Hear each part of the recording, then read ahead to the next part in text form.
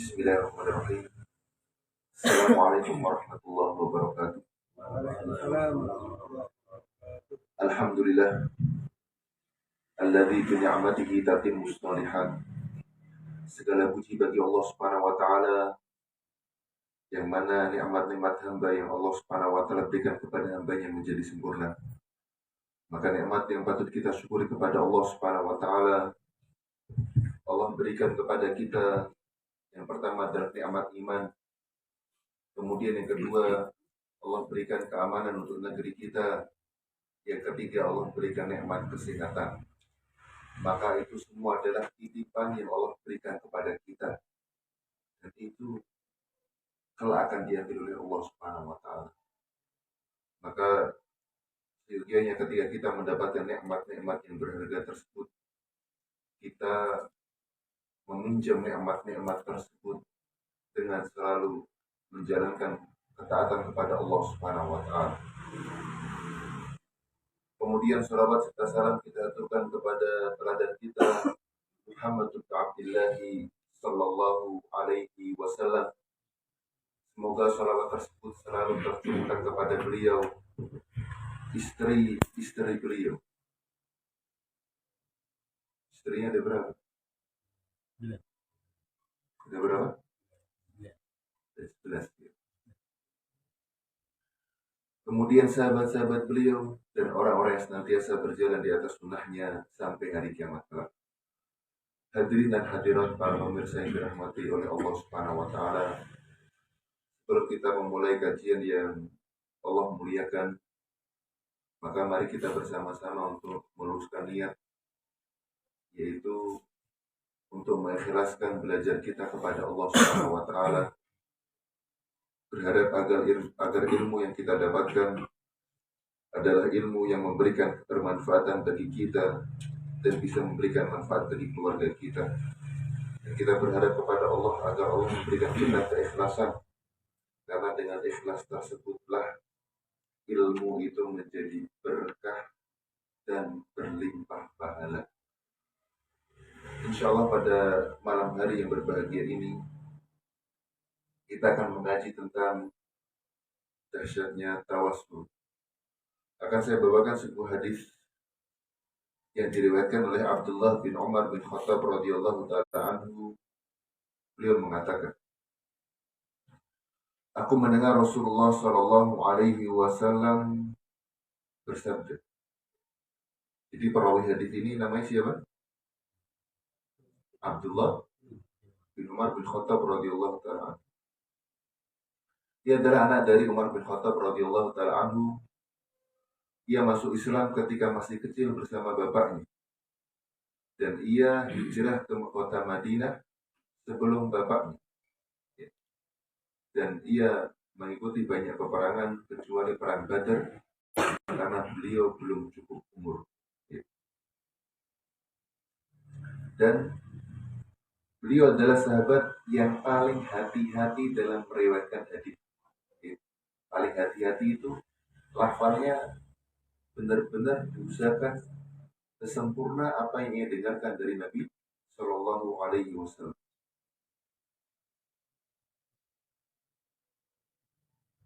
Dan itu Umar, ya, termasuk sahabat yang paling banyak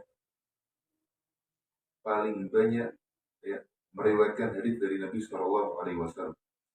Sekitar 2.630 hadis. Ya, beliau meriwayatkan dari Nabi Shallallahu Alaihi Wasallam. Dan beliau adalah sosok yang wara'. Berkata Jabir radhiyallahu ta'ala anhu, "Wa ma minna illa malat ila dunia." Dan tidaklah kita kecuali itu ada kecondongan terhadap dunia. Walaupun tidak melakukan, tapi ada apa? Condong, cinta. Illa Umar wa Abdullah. Kecuali Umar dan Abdullah anaknya. Dan beliau, Abdullah bin Umar bin Khattab radhiyallahu ta'ala anhu, wafat di kota Mekah tahun 73 Hijriah. Jadi Allah Subhanahu wa taala muliakan. Hadis yang diriwayatkan oleh Abdullah bin Umar bin Khattab radhiyallahu taala anhu, Aku mendengar Nabi SAW bersabda, "Intalaqa thalathatu nafarin mimman kana qablakum hatta awahumul mabitu ila ghar." Pada zaman dahulu, sebelum kalian, sebelum zaman sahabatku, ada 3 orang yang mereka bepergian jauh. Sampai malam menyelimuti mereka. Dan mereka terpaksa untuk bermalam di sebuah gua. Kemudian mereka pun masuk. Di zaman dulu tuh kalau bermalam di gua ya. Kalau kita kemalaman pergi kemana? Nyari itu di aplikasi. Gak nyanda. Udah nanti pesannya pas di perjalanan. Tapi kalau zaman dulu enggak ada. Ya. Mereka kemalaman ya, karena safar dan tidak tahu medan, artinya tidak bisa diperkirakan medan ya. Maka mereka harus bermalam di sebuah gua. Maka mereka pun masuk. Fanhadarat sakhratun minal jabal. Maka tiba-tiba sebuah batu besar. Ya, batu besar bahasa Arabnya apa? Sakhrah. Jadi kalau batu kecil itu hasol, ya, kecil. Ya, kecil ya. Namanya apa? Hasol. Hasoyat. Tapi kalau batu jar aswad. Tapi kalau batu gede ya, sakhrah. Ya, sakhrah. Makanya Bilal bin Rabah radhiyallahu ta'ala terkena siksaan batu yang mana itu? Hah? Batu kerikil, batu biasa apa batu yang gede? Sakhrah. Saat seukuran manusia.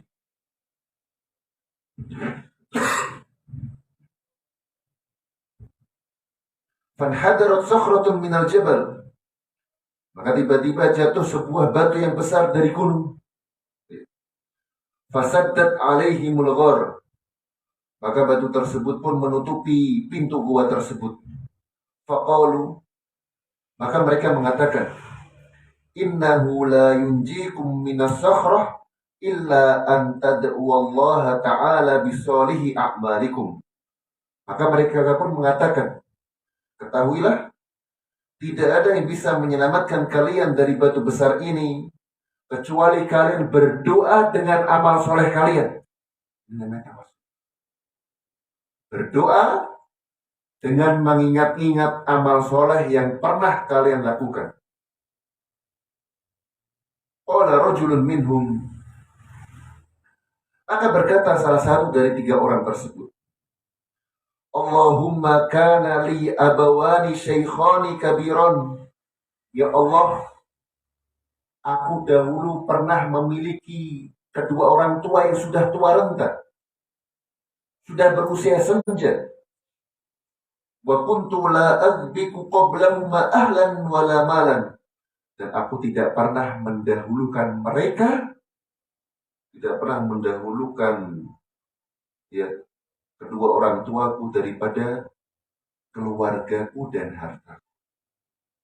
Artinya aku selalu mendahulukan kedua orang tuaku daripada anak istriku. Bahkan dari apa? Hartaku. Maksud harta itu apa? Maksud di sini ini sebagian ulama mengatakan ini adalah budak. Ya. Jadi kalau budak punya kebutuhan, dia kedepankan siapa? Kedua orang tua. Karena budak itu sebagian itu manusia ke harta. Budak yubak washtar, diperjualbelikan. Gak memiliki dirinya sendiri. Gak bisa memiliki. Budak mau beli, milik siapa? Milik tuannya. Yes. Jadi yang tuan. Fana abi talabu syajar. Maka suatu ketika aku harus bepergian jauh untuk mencari kayu bakar. Falam urih alaihi ma hatta nama. Maka aku tidaklah pulang kecuali mereka telah tertidur pulas. Jadi karena kemalaman datang. Fahalabtu lahuma ghabuqahuma. Aku menyediakan apa susu yang biasa aku sediakan untuk kedua orang tua. Sediakan apa? Wajatu mana imain. Tentu ketika aku terlambat datang, maka mereka berdua sudah apa? Orang tua kalau sepuh itu tidurnya malam apa kasih? Lebih awal. Maka mereka berdua telah tidur. Fakaritu an uqidhuma. Maka aku tidak enak kalau membangunkan mereka berdua. Karena sedang apa? Susu ini untuk siapa? Mungkin dia mengatakan wa an aqbiqa qablahuma ahlan aw malan, dan aku juga tidak enak kalau misalkan susu yang niatnya untuk kedua orang tuaku aku berikan kepada keluarga. Saya harus dahulukan siapa? Orang tua saya. Falabithu. Maka ketika saya kemalaman, aku pun menunggu mereka berdua itu bangun. Jam 10 malam ditunggu, tidak bangun-bangun. Jam 11 tidak bangun, jam 12 malam tidak bangun. Hatta baraqal fajru. Sampai terbit fajar. Sampai apa? Terbit matahari. Wasibiyatu yatadhaghawna 'inda qadamayya. Dan anak-anak ini menangis di kedua kaki. Fastaiqadhu. Maka mereka berdua pun bangun ketika waktu fajar. Fasyariba. Maka mereka berdua pun minum apa? Susu. Jadi berbakti kepada siapa? Kemudian dia mengatakan, Allahumma ya Allah, in kuntu fa'altu dzalika ibtigha'a wajhik. Apabila aku melakukan ini karena ikhlas kepadamu. Apabila aku melakukan kebaktian ini ke orang tua, engkau menilai sebuah keikhlasan yang engkau terima, fafarrij anna ma nahnu fihi. Maka tolong keluarkanlah kami dari apa yang menimpa kami pada malam ini, yaitu dari batu besar. Dan ini lihat efek dari tawasul langsung mustajab. Tidak nunggu sebulan, tidak nunggu 1 tahun, keburu mati. Maka efek dari tawasul dengan amal soleh langsung fan farojat, tidak berselang lama, maka batu yang besar itu bergeser. Bergeser apa? Sedikit. La yastati'una al-khuruj min. Akan tetapi mereka masih belum bisa apa? Maka di Allah Subhanahu wa taala muliakan, ini ada 3 kisah. Ya. Karena hadisnya cukup panjang. Kita akan membahas kisah yang pertama dulu ya. Kelar baru kisah kedua. Punya nanti baca semua kisah ya, habis waktunya. Jadi Allah Subhanahu wa taala muliakan, faedah yang pertama,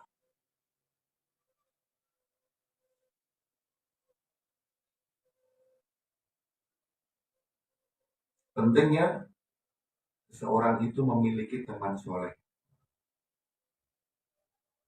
Masya Allah, teman soleh itu tidak nipu ya. Teman soleh itu tidak bohong. Kalau orang tidak berteman karena keimanan, biasanya akan berteman karena urusan dunia. Anda kaya, Anda berharta, Anda memiliki jabatan, banyak orang akan mengaku sebagai saudara Anda. Ketika Anda jatuh, tidak akan ada yang mau untuk dekat-dekat dengan Anda. Tapi ketika seorang memiliki teman yang soleh, teman yang baik, maka dia akan membersamai kita selama ketakwaan adalah pengikat kita. Maka pentingnya seorang memiliki teman baik. Dan ini bagusnya, kalau teman baik itu, ia selalu mengingatkan sesuatu kepada Allah. Contohnya, mereka kemalaman sehingga mereka terpaksa untuk bermalam di sebuah apa? Gua. Qadarullah, guanya tertutup. Bantu bayangkan. Ya. Guanya tiba-tiba tertutup. Matahari nggak bisa masuk. Nggak bisa mereka keluar. Nah, kalau orang itu nggak bertakwa dan nggak berilmu, apa saya usul ini? Siapa yang usulin tadi ke sini?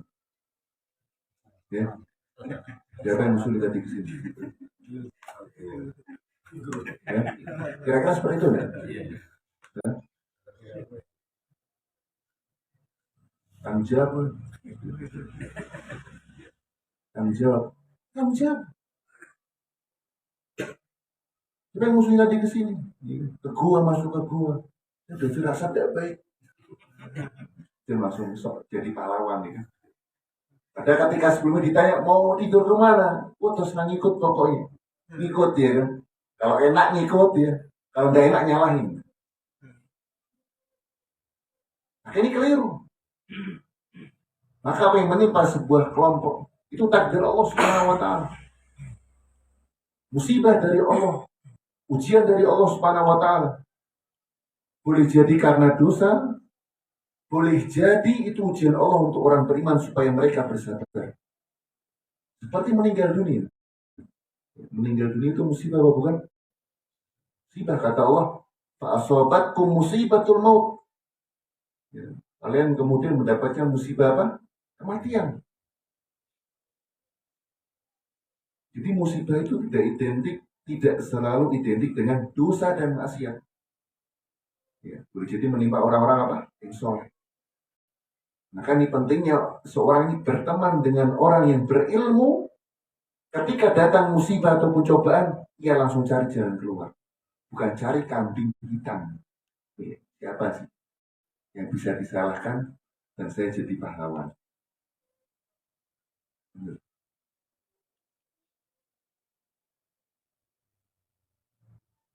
Sama seperti jika antum sama keluarga ya kan, istri sama suami sama anak. Lewat mana ini? Kanan apa kiri? Iya kan? Saya biasanya kanan. Istri pengen kiri. Iya kan? Pengen apa? Kiri. Aduh, firasat saya tidak enak. Udah kiri, saya pengen kiri. Kayaknya pemandangannya lebih bagus kok.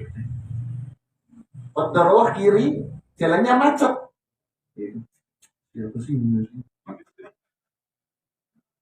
Itu kan udah bilang nih jangan lewat sini. Dapat sih ya. Tidak seperti itu. Ya seperti itu. Nah, ketika terkena macet atau kembalikan kepada Allah Subhanahu wa taala. Bukan mencari-cari siapa yang salah dong. Ya. Ya seperti itu. Istrinya jadi bilang ini ya.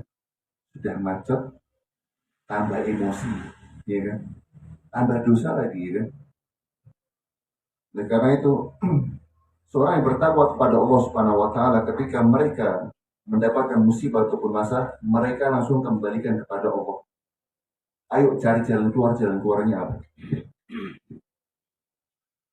Oleh karena itu, mereka mengatakan, innahu la yunjikum minas sakhrah illa an tad'u Allah ta'ala bisalihi a'malikum. Ketahuilah, ya, tidak ada yang bisa menyelamatkan kita ketika sudah yakin tertutup. Ya, mereka nggak mencari siapa yang pertama kali memprakarsai untuk bermalam di gua ini. Tapi mereka mengatakan, oh tertutup.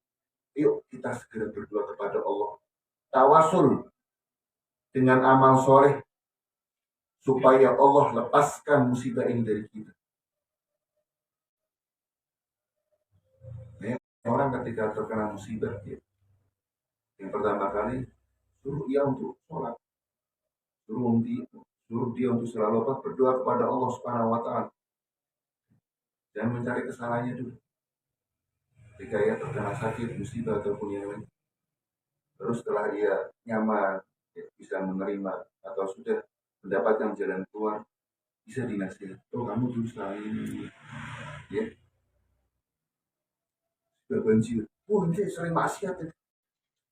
Nah, ini banjir butuh makan ya. Butuh makan. Maka perasaan kita, oh banyak Tuhan, ya kan? Yuk, laksanakan sholat. Kamu kemarin sering ketemu gara-gara kamu. Baru meninggal. Baru meninggal dulu. Baru sakit ya. Baru parah. Maka seorang ketika memiliki teman yang soleh, teman yang baik, ini faedah. Dia tahu apa yang harus dilakukan ketika dalam kondisi yang demikian. Maka pentingnya seseorang berteman soleh dan kembali kepada Allah Subhanahu wa taala, mengemis kepada Allah. Dan ini mengemis ini untuk semua orang, ya. Bukan hanya ustaz. Orang awam ketika yang mengemis kepada Allah, Allah akan kasih dan berikan.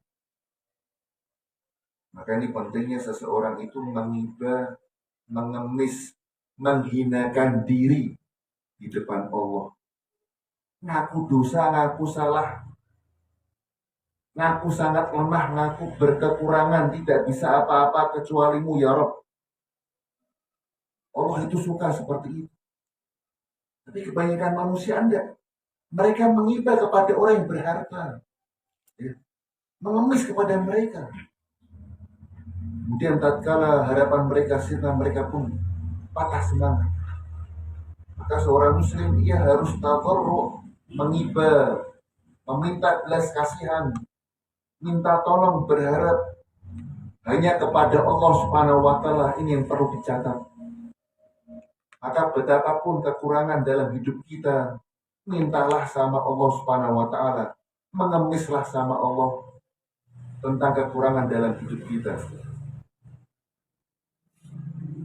Kata Nabi Shallallahu Alaihi Wasallam, "Man asobathu faqah, faanzalaha bin nasi lam tusadda faqatuh." Barang siapa yang tertimpa kemiskinan, kemudian ia keluhkan kepada manusia, maka tidak akan tercukupi kebutuhannya. Dan itu benar.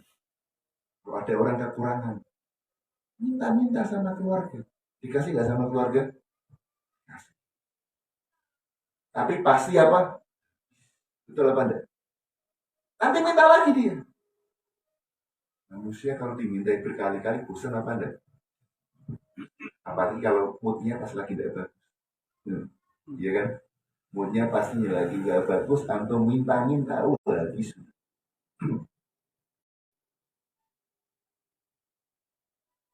Maka kata Allah, kata Nabi, lam tusadda faqatuh. Kemiskinannya tidak akan Allah hilangkan. Wa man anzalha billah. Tapi ketika berkekurangan, ia berusaha mencukupi diri sendiri. Tapi kurang, ia menghabis kepada Allah.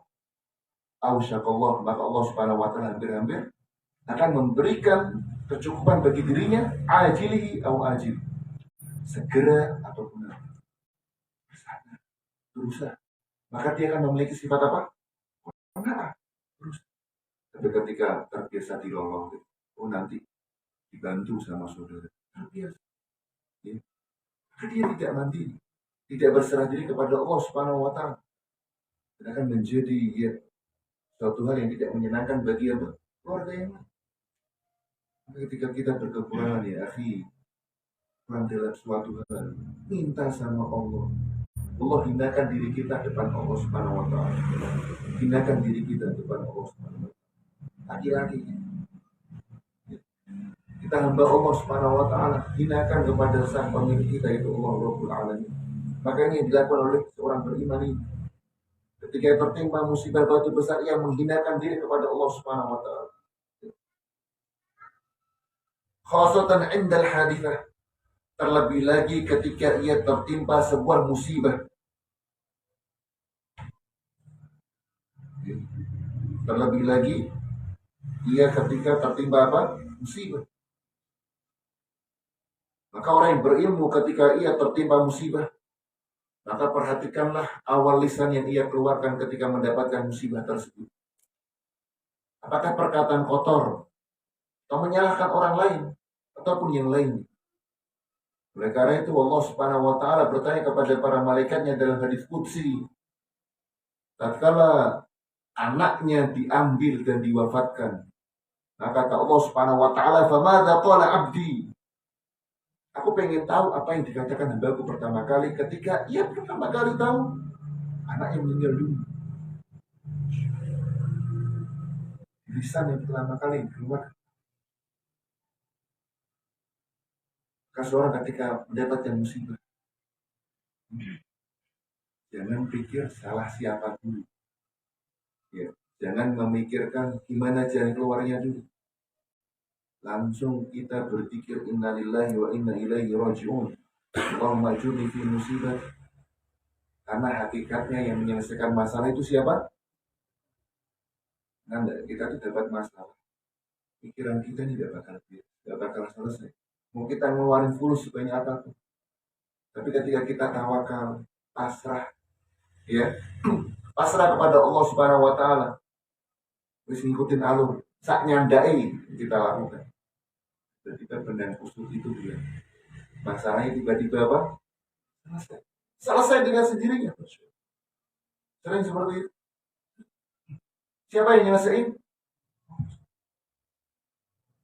Tapi kalau orang tidak bertakwa kepada Allah, tidak punya ilmu, ketika ia dengan akal dan logikanya tidak bisa terselesaikan masalah ini, maka ia biasanya akan menyelesaikan dengan jalan yang Allah haramkan. Minum minuman keras, mencuri, merampok, ataupun memakai narkoba, ataupun bunuh diri, wala'iyadzubillah. Memilih jalan-jalan yang lebih cepat menurut logikanya. Padahal sebentar lagi Allah selesaikan. Pentingnya seorang ya, memiliki ilmu. Ini yang mendatangkan masalah siapa? Yang nyelesain juga siapa?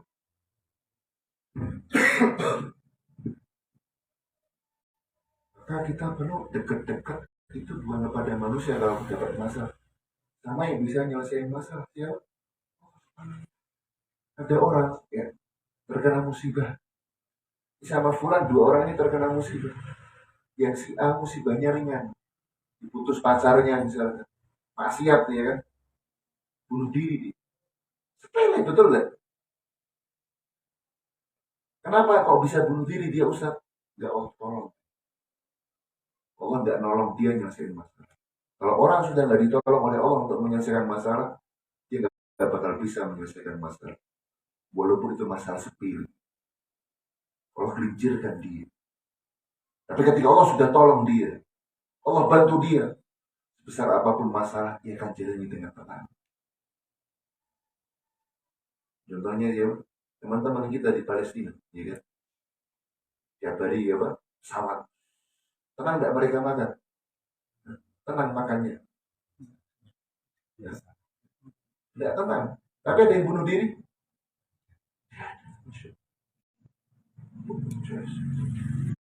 Jangan rasa khawatir. Tapi ada yang bunuh diri. Maka yang menyelesaikan masalah siapa? Allah Rabbul Alamin.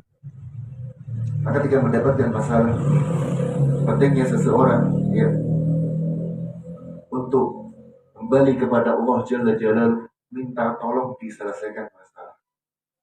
Sehebat apapun kita, pakai lagu kita, ini selesai gampang. Allah tidak izinkan, tidak bakal selesai masalah. Akan ada domino yang lain. Kalah logika. Karena menyelesaikan masalah itu adalah Allah Subhanahu wa taala. Maka seremeh apapun masalah itu, selesaikanlah dengan ikhtiar.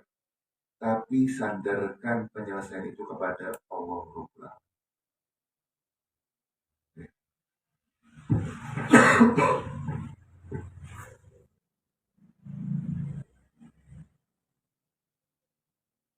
Dan banyak kejadian ya. Seorang yang bermartabat tergelincir.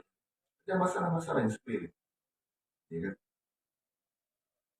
Kemudian yang kedua, faedah yang kedua, ahmiyatul amali soleh, pentingnya seseorang itu punya simpanan amal soleh.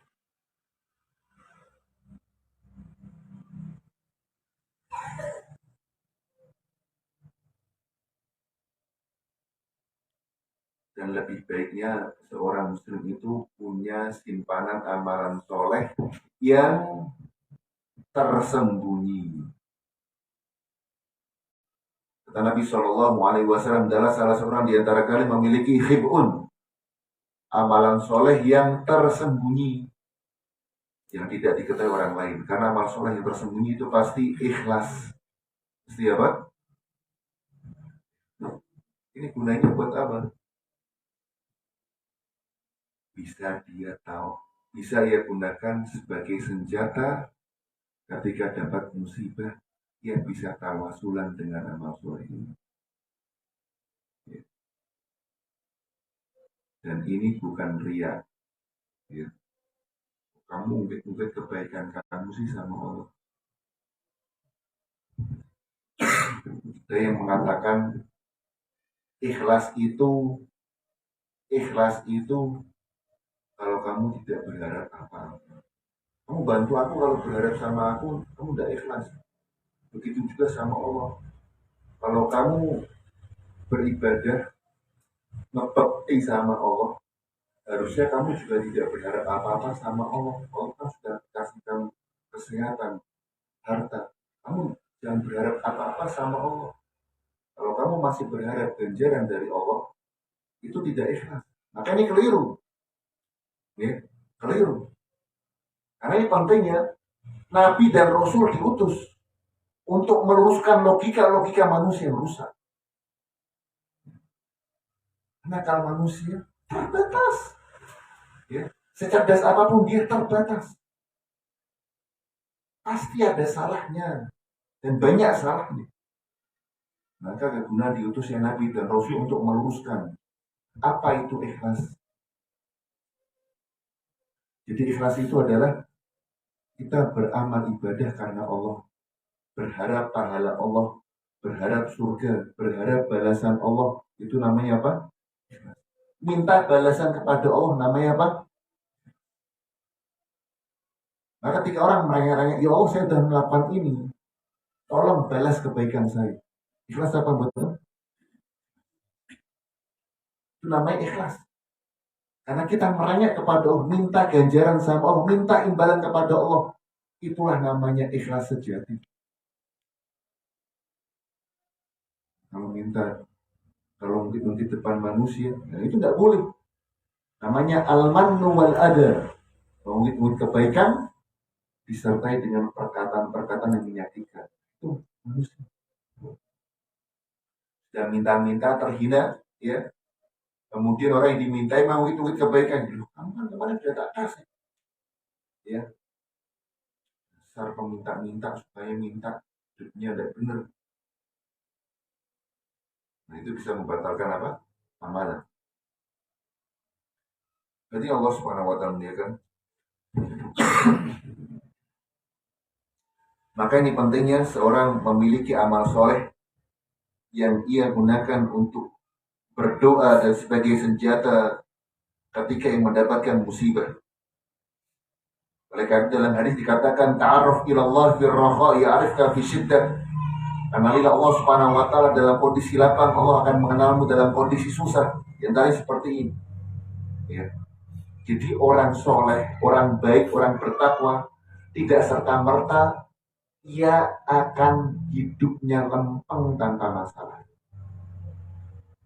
Pasti kena masalah apa enggak? Pasti dapat masalah. Pasti dapat ujian. Mungkin bukan dari dirinya, tapi dari orang lain. Betul apa enggak? Nabi Shallallahu Alaihi Wasallam seperti manusia paling bertakwa, diusir dari kota Mekah, kampung halamannya diusir dari kota Mekah. yang mengatakan laula anna ahlaki akhrajuni ma kharajtu minki abada. Kalau seandainya bukan karena keluargaku mengusirku dari tanah Makkah ini, aku tidak akan keluar dari kota Makkah ini. Dapat ujian dia. Perang Suhail juga dapat ujian, dapat cobaan, pasti. Maka perbedaannya ketika orang Suhail dapat ujian, Allah bantu dia. Allah tolong dia. Allah bimbing dia. Oh, kamu dapat ujian. Jalannya seperti ini, habis ini belok kanan biar gak nabrak. Ya. Tapi kalau orang nggak dapat bimbingan Allah, dibiarkan sama Allah, berjalan sendiri dalam kegelapan, nabrak dia. Nabrak dia, ini kebentur jatuh. Tapi kalau orang beriman, lurus terus, belok kanan nanti. Habis itu belok kiri, lurus dan tengok kanan, tengok kiri. Nah, ini rambu-rambunya dari mana? Al-Quran dan Sunnah Nabi Sallallahu Alaihi Wasallam. Kalau orang kafir, orang fasik, orang nggak beriman kepada Allah, Allah nggak tolong. Dapat masalah kegelapan malam, suruh jalan terus, nabrak kemana-mana. Dan kita harus bersyukur kepada Allah. Kita mengenal manhaj Ahlussunnah wal Jamaah. Ada bimbingan. Saat ini jalannya dan rambu-rambunya pahit, tidak apa-apa, obat itu namanya, biar sehat. Di jalan yang benar seperti ini, harus belokkan. Karena hasilnya adalah surga Allah Subhanahu wa Ta'ala. Karena hasilnya adalah husnul khotimah. Karena hasilnya adalah kebaikan kita semua. Kemudian hari yang Allah Subhanahu wa Ta'ala muliakan. Jadi pentingnya apa? Amal. Dan jangan bosan untuk beramal soleh. Kadang orang kalau beramal soleh itu dibalas dengan air tuba. Betul apa? Ini ada istilah air susu dibalas air tuba. Antum kasih susu lagi apa enggak? Apa antum balas air tuba juga? Karena kasih susu Ustaz, kasih air comberan. Tak kasih air comberan lagi. Tetap kasih air. Karena niat kita itu dapat balasan dia apa balasan Allah? Balasan Allah SWT, kasih susu lagi, dibalas tuba Ustaz. Kalau kita tendensinya ya manusia, kita akan putus asa. Dan ingat, orang-orang baik, ya Allah tidak akan menyanyiakan kebaikan. Ya, pasti. Allah tidak akan menyanyiakan kebaikan.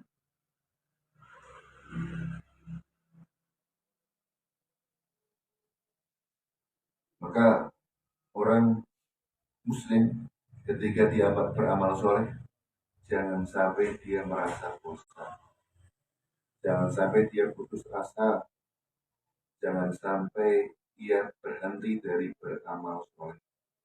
Kenapa? Karena Allah tidak akan menyia-nyiakan kebaikan dirinya.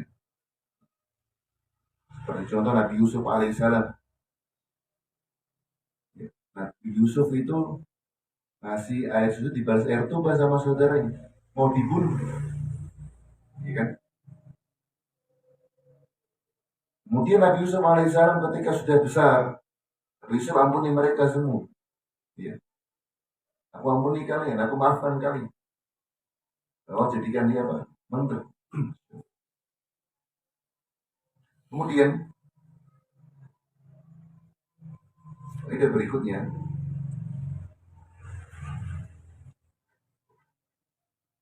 dunia itu berputar. Jadi mumpung kita bisa diberikan kesempatan beramal soleh, dikejar. Karena suatu saat atau sebentar lagi kita pasti kehilangan momen untuk beramal soleh. Makanya salah ada seliweran-seliweran ya. Muda foya-foya tuh. Apa itu? Kalau udah tua tobat mati masuk surga. Gimana itu ya? Gimana? Muda kaya raya. Muda foya-foya, tua kaya raya. Mati masuk surga. Mati masuk surga. Keliru. Ya. Kalau masa mudanya dia gunakan dalam maksiat, masa tuanya bisa sembahyang dari dia. Sudah berat ini anggota tubuh untuk apa? Beribadah. Harusnya ketika dia sudah tua renta dan bisa berdiri, waktunya panen pahala. Ya, panen pahala gimana? Kebiasaan dia di waktu muda dia sering sholat. Waktu tua, dia nggak bisa apa? Sholat di masjid karena ada ujur. Dapat pahala sesuai apa? Kebiasaan. Harusnya dia panen pahala. Makanya manusia itu jangan terlena dengan kesehatan, dengan kekayaan, dengan ketenaran. Itu titipan Allah yang bisa Allah ambil sewaktu-waktu. Jangan sampai terlena.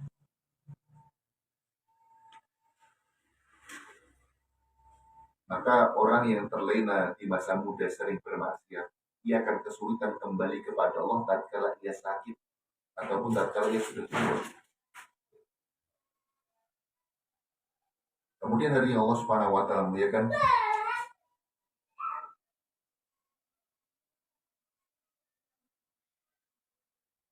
hadis ini merupakan dalil yang sangat tegas bagaimana Allah bisa mempercepat hajat seorang manusia dengan bertawasul. Atau ketika punya hajat, minta sama Allah dengan tawasul. Maka seorang boleh memenuhi kebaikannya, boleh apa enggak? Boleh hanya depan Allah. Kalau depan manusia, itu yang kita berikan. Atau untuk tujuan motivasi orang, bukan untuk tujuan manusia itu boleh. Ya. Tapi kalau tujuan untuk ujian manusia, menyakiti manusia, tidak boleh. Tapi yang benar, ya mungkin kebaikan depan siapa? Oh, minta balasan dari siapa? Allah Subhanahu wa Ta'ala.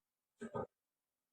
Dan dari 3 amalan yang disebutkan dalam kisah ini, Nabi Shallallahu Alaihi Wasallam menyebutkan berbakti kepada kedua orang tua itu yang paling penting. Itu yang paling apa?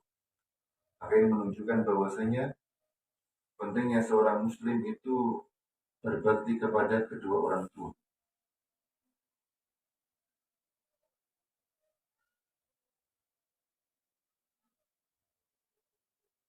Prioritas mana nih? Orang tua apa istri atau anak?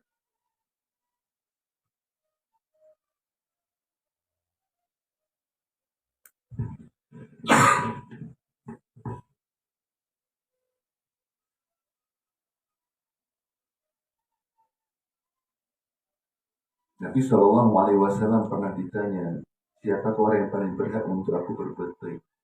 Kata Nabi, ibumu, ibumu, ibumu, kemudian siapa? Nah, dan dalam riwayat Muslim, ibumu, ibumu, ibumu, kemudian bapakmu, kemudian yang terdekat dan terdekat. Maka sebelum Anda memberikan bantuan kepada orang lain, maka pastikanlah kedua orang tua kita dalam keadaan tercukup. Jadi bukan anak, bukan istri, tapi siapa? Orang tua. Begitu juga wanita, orang tuanya harus apa? Diutamakan, ya, sebelum dia menikah. Sebelum apa? Maka ketika wanita yang sudah memiliki suami, maka suamilah yang menjadi prioritas utamanya. Di garis bawah, hanya saja ketika kita berbicara prioritas, berarti itu ketika apa? Tabrakan. Betul apa enggak? Tabrakan. Tapi kalau nggak tabrakan, diambil satu atau diambil semuanya? Hah? Diambil apa? Semuanya. Maka ketika seorang laki-laki diberikan keistimewaan mendapatkan ketaatan dari istri, itu sejatinya adalah ujian dari Allah. Dilihat dia semena-mena pada keluarga. Ketika dia semena-mena terhadap istri dan anaknya, ketahuilah nanti di luar ia akan ditindas dengan hal yang. Jadi ketika kita dilakukan tindakan seperti itu di luar, maka sama apa yang kita lakukan di keluarga kita. Ya. Maka cara berpikir yang benar ya, adalah bagaimana istri ini bisa taat sama suami, istri juga bisa berbakti sama kedua orang tuanya. Ya. Mindset yang benar seperti itu. Maka mindset yang salah, terlebih ketika suami ini tidak suka sama mertuanya, betul apa enggak? Tidak suka sama apa? Aku cuma cinta kamu, tapi aku gak cinta orang tua kamu. Loh, ini salah. Kalau dia menikahi istrinya, maka dia juga harus menikahi keluarganya. Artinya mencintai apa? Keluarganya. Maka ketika seorang wanita diwajibkan taat kepada suami, maka wanita itu juga masih diwajibkan taat kepada siapa? Kedua orang tuanya, berbakti kedua orang